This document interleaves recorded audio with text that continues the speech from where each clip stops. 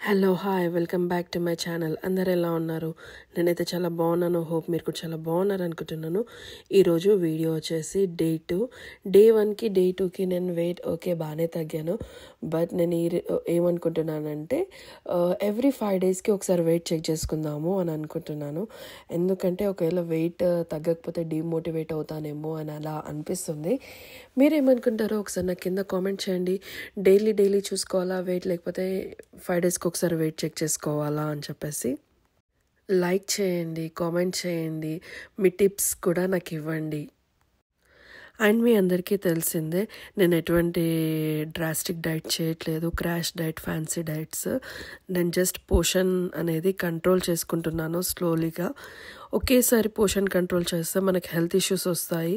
So స్లోలీగా healthier life స్టైల్ని adapt చేసుకోవడానికి try చేస్తున్నాను.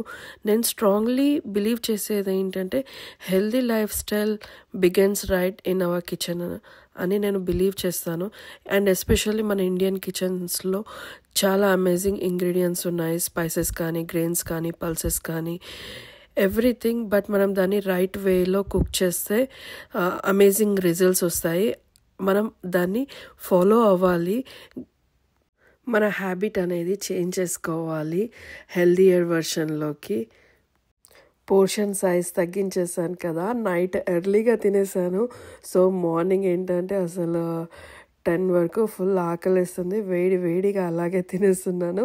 అండ్ ఇక్కడ మా హస్బెండ్ అంటున్నారు, అంత వేడిగా ఎందుకు, ఆగు కాసేపు అని.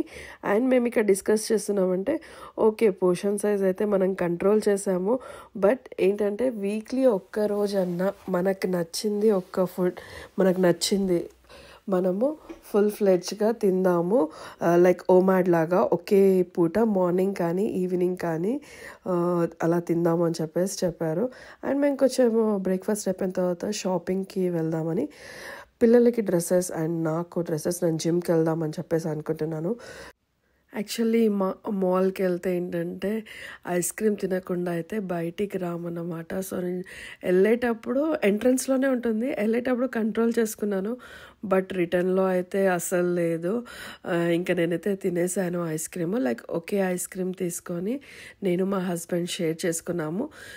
ఇలా పోర్షన్ సైజ్, లైక్ ఒకప్పుడు మా హస్బెండ్కి ఒక ఐస్ క్రీమ్, నాకు ఒక ఐస్ క్రీమ్ తినేవాళ్ళము. ఇప్పుడు 2 ఐస్ క్రీమ్ ప్లేస్లో 1 ఐస్ క్రీమ్ తింటున్నాము. ఈ smaller step it feels me happy అన్నమాట. అంతే. నేను ఏదో డ్రాస్టిక్గా చేసేయడం కాకుండా ఇలా చిన్నవి మనం చేంజ్ చేసుకుందాము అని చెప్పేసి అనుకుంటున్నాను. నాకు అర్థమైంది ఏంటంటే ఒకే రోజులో మనం ఏం తిన్నా కానీ మైండ్ఫుల్గా తినాలి అని చెప్పేసి. మైండ్ఫుల్గా తినకపోతే మాత్రం ఫుల్ క్రేవింగ్స్ వస్తాయి అని అనిపించింది. నేను ఇంటికి వచ్చాక లంచ్కి సలాడ్ ప్రిపేర్ చేశాను. ఫస్ట్ టైం నేను అసలు ఇలాంటి సలాడ్స్ అస్సలు తినను. నేను ఓన్లీ క్యారెట్, కుకుంబర్ సపరేట్గా తింటాను, కానీ ఇలా అయితే అస్సలు తినను. ఈ సలాడ్ చాలా ఈజీ అండ్ సింపుల్గా ఉండింది, బట్ టేస్ట్ చాలా బాగుంది.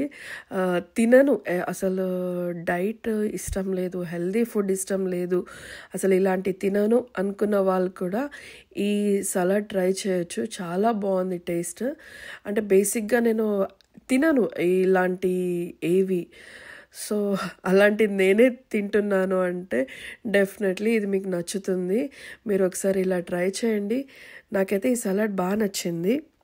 నేనేమంటున్నానంటే నాకు ఫ్లేవర్ నచ్చితేనే నేను తింటాను, లేకపోతే అస్సలు తినను. అది ఈవెన్ దో చికెన్ బిర్యానీ అయినా సరే. నాకు ఫుడ్ విషయంలో అయితే నేను ఫ్లేవర్స్ అనేది నాకు చాలా మ్యాటర్ అవుతుంది.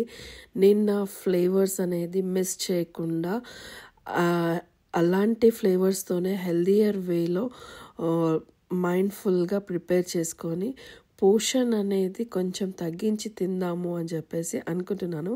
యాక్చువల్లీ నేను ఇది ప్రిపేర్ చేసింది ఇద్దరికని చెప్పేసి, బట్ టేస్ట్ అయితే చాలా బాగుంది. డైలీ ఒకే ప్యాటర్న్లో కాకుండా కొంచెం డిఫరెంట్గా ఉంటే బాగుంటుంది అనుకుంటున్నాను.